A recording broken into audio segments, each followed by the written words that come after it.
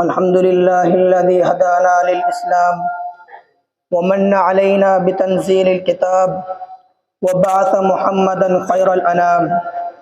اللهم صل وسلم على عبدك ورسولك وأصحابه الكرام، أما بعد. قال تعالى: أفتؤمنون ببعض الكتاب وتكفرون ببعض فما جزاء من يفعل ذلك منكم إلا خزي في الحياة الدنيا ويوم القيامة يردون إلى أشد العذاب وما الله بغافل عما تعملون. أيها الإخوة الغيارى، تعالوا نتصور رجلا قويا نشيطا في بدنه وسليما في عقله، ثم قطعت رجلاه وفصلت يداه وفقعت عيناه وجدعت أذناه وأخذ من أنفه ولسانه ونزع ما في جوفه من قلب وكبد وطحال ثم ترك، فهل يبقى حيا؟ ولو بقي حيا فماذا يستطيع أن يعمل في حياته؟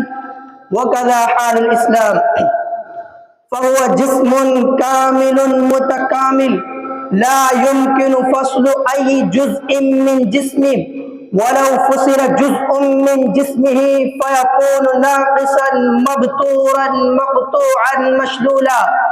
فكما لا يصلح لرجل صحيح الجسم متكامل البنية بأن يكون مقطوع الأيدي ومشلول الأقدام، فكذلك لا يتصور عن الإسلام بأن يكون سليما متكاملا شاملا إلا أن يؤخذ كله ويطبق كله.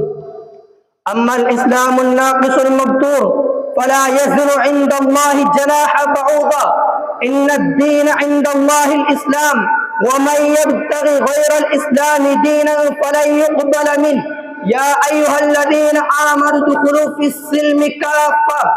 والإسلام الكامل الشامل هو أن تأخذ كله، تأخذ عقيدته وعبادته، تأخذ خلقه وشريعته، تأخذ اقتصاده وسياسته، تأخذ سلوكه وعمله، تأخذ أمره ونهيه، تأخذ تبشيره وإنذاره، وتأخذه فرديا وجماعيا.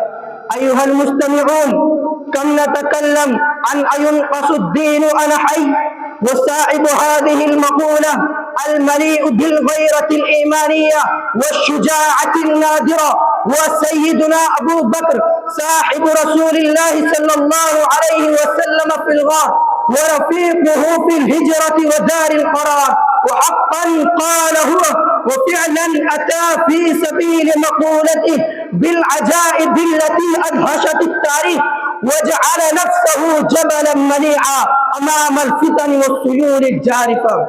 وأين نحن وقد نقص الدين من أطرافه زأفا زأفا، وغزي على عقر داره سرا وجهرا، وشن عليه ليلا ونهارا، وعومل معه معاملة الإنسان الذي قطعت يداه ورجلاه وسدت منافذ حركاته ونشاطاته.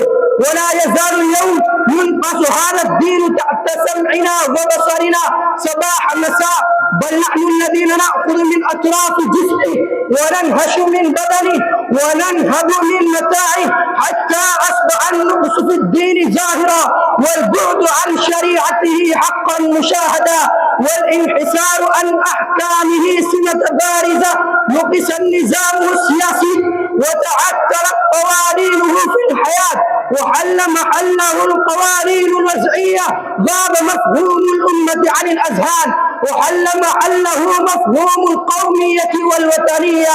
نقص من الدين مفهومه الشوري، وحل محل الديمقراطية. نقصت مفاهيمه الاقتصادية والاجتماعية والخلقية والعلاقات الدولية، وحلت محلها مفاهيم الأوروبية والقيم الجاهلية، وأصبحت مجتمعات المسلمين مجتمعات فاسقة، مجتمعات منحرفة، مجتمعات محكومة تشمل الكافرين والمنافقين.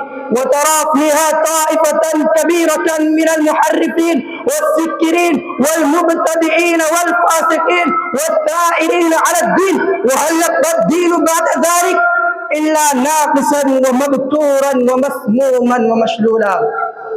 ولم يتوقف الأمر إلى هذا الحد، بل يتنفس هو في جو مسموم، ويعيش في بيئة ممتنة، لا يجد من الغذاء إلا رذيلا، ولا يتناول من الماء إلا كدرا، فكيف يبقى هذا الجسم المصاب إلى مدة مديدة؟